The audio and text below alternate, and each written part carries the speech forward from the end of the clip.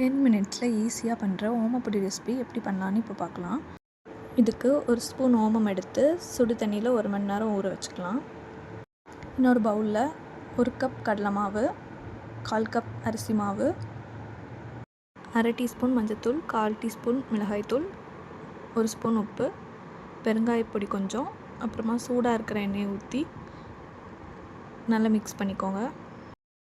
இதில் ஏற்கனவே ஊற வச்ச ஓம தண்ணியை வடிகட்டி சேர்த்துக்கோங்க. கொஞ்சம் கொஞ்சமாக தண்ணியாக இருக்கிற மாதிரி கையில் ஒட்டுற மாதிரி மாவு பிசைச்சிக்கோங்க.